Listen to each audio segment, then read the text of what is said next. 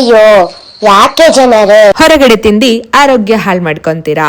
So ಮನೇಲಿ ಹೇಗೆ ನಾವು ಈಸಿ ಆ್ಯಂಡ್ ಕ್ರಿಸ್ಪಿಯಾಗಿ ಮತ್ತು ಹೆಲ್ತಿಯಾಗಿ ಕ್ಯಾಬೇಜ್ ಗೋಬಿ ಮಂಚೂರಿ ಮಾಡೋದು ಅಂತ ನಾನು ಈ ವಿಡಿಯೋದಲ್ಲಿ ಹೇಳ್ತೀನಿ.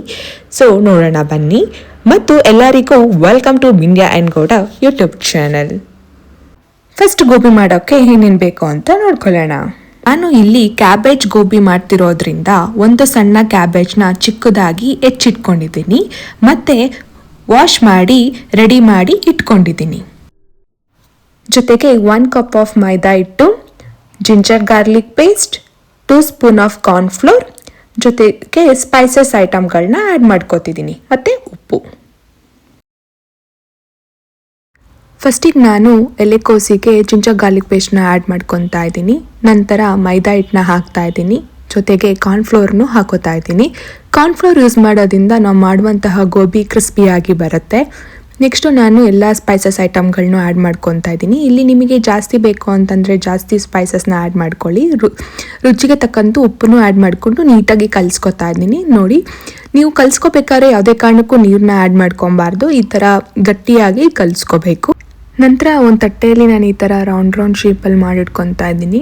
ಇದೊಂದು ಈಸಿ ಟಿಪ್ ಅಂತಲೇ ಹೇಳ್ಬೋದು. ನಿಮಗೆ ಸಡನ್ನಾಗಿ ಹಾಕಕ್ಕೆ ಬಂದಿಲ್ಲ ಅಂದರೆ ಈ ಥರ ತಟ್ಟೆಯಲ್ಲಿ ರೌಂಡಾಗಿ ಇಟ್ಕೊಂಡು ನೆಕ್ಸ್ಟ್ ನೀವು ಇದನ್ನು ಆಯಿಲಿಗೆ ಹಾಕ್ಬೋದು. ಎಣ್ಣೆ ಕಾಯ್ದಿದೆ, ಈಗ ಒಂದೊಂದೇ ಹಾಕೋಣ ಬನ್ನಿ. ಸೊ ಈಗ ನಾನಿಲ್ಲಿ ಒಂದೊಂದಾಗೆ ಹಾಕ್ತಾ ಇದ್ದೀನಿ ಎಲ್ಲನೂ ಕೂಡ.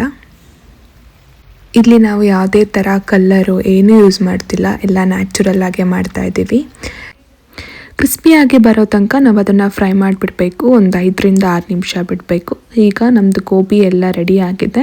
ಈ ಗೋಬಿನ ಹಿಂಗೆ ಡ್ರೈ ಆಗೋ ಕೂಡ ತಿನ್ಬೋದು ಅಥವಾ ಮಂಚೂರಿ ಮಾಡ್ಕೊಂಡಾದರೂ ತಿನ್ಬೋದು. ನೆಕ್ಸ್ಟು ಹೇಗೆ ಗೋಬಿ ಮಂಚೂರಿ ಮಾಡೋದು ಅಂತ ನೋಡೋಣ ಬನ್ನಿ. ಇಲ್ಲಿ ನಾನು ಯಾವುದೇ ಥರ ಔಟ್ಸೈಡ್ ಸಾಸ್ನ ಯೂಸ್ ಮಾಡ್ತಾ ಇಲ್ಲ, ಎಲ್ಲನೂ ಮನೆಯಲ್ಲೇ ರೆಡಿ ಮಾಡ್ಕೋತಾ ಇದ್ದೀನಿ.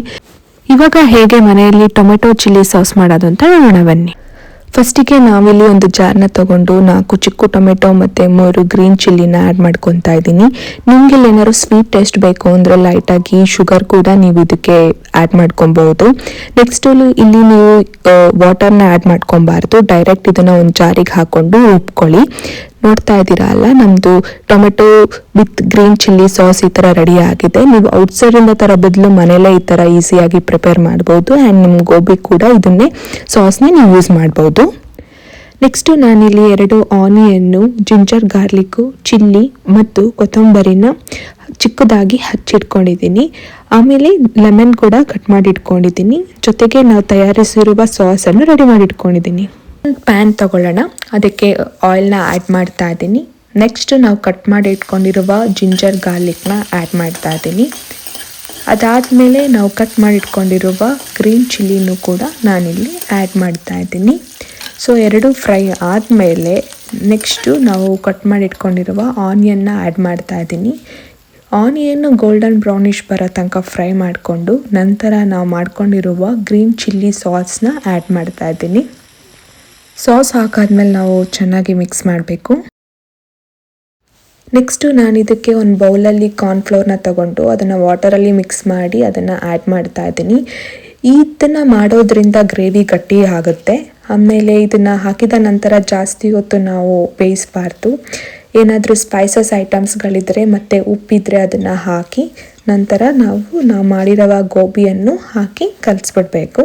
ಜಾಸ್ತಿ ಹೊತ್ತು ಬೇಯಕ್ಕೆ ಬಿಡಬಾರ್ದು. ನಾನು ಮಾಡಿದ ಗೋಬಿನೆಲ್ಲ ಹಾಕಿ ನೀಟಾಗಿ ಮಿಕ್ಸ್ ಮಾಡ್ತಾ ಇದ್ದೀನಿ.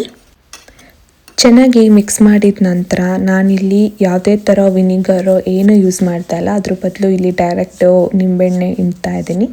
ಸೊ ನಿಂಬೆಹಣ್ಣು ಹಿಂಡಿ ಎಗೇನ್ ನಾವು ಮಿಕ್ಸ್ ಮಾಡಬೇಕು. ನೆಕ್ಸ್ಟು ಕೊತ್ತಂಬರಿ ಕಟ್ ಮಾಡಿ ಇಟ್ಕೊಂಡಿದ್ದೀನಿ, ಕೊತ್ತಂಬರಿನೂ ಹಾಕ್ತಾ ಇದ್ದೀನಿ. ನೆಕ್ಸ್ಟು ಮತ್ತೆ ನಾವೆಲ್ಲನೂ ಚೆನ್ನಾಗಿ ಮಿಕ್ಸ್ ಮಾಡೋಣ. ಇವಾಗ ಕ್ಯಾಬೇಜ್ ಗೋಬಿ ಮಂಚೂರಿ ರೆಡಿ ಆಗಿದೆ. ನೀವು ಇದೇ ಥರ ಈಸಿಯಾಗೂ ಮತ್ತು ಹೆಲ್ತಿಯಾಗೂ ಮನೇಲೇ ಮಾಡಿಕೊಂಡು ರುಚಿಯಾಗಿ ತಿನ್ಬೋದು. ಔಟ್ಸೈಡ್ ಸಾಸ್ಗಿಂತಲೂ ಇದೇ ಥರ ಮನೆಯಲ್ಲೇ ನೀವು ಸಾಸ್ನ ಪ್ರಿಪೇರ್ ಮಾಡಿಕೊಂಡು ನಿಮ್ಮ ಗೋಬಿ ಮಂಚೂರಿಗೆ ಯೂಸ್ ಮಾಡ್ಕೊಬೋದು. ಈ ವಿಡಿಯೋ ಇಷ್ಟ ಆಗಿದ್ದಲ್ಲಿ ಲೈಕ್ ಮಾಡಿ, ಶೇರ್ ಮಾಡಿ ಮತ್ತು ಸಬ್ಸ್ಕ್ರೈಬ್ ಮಾಡಿ. Thank you.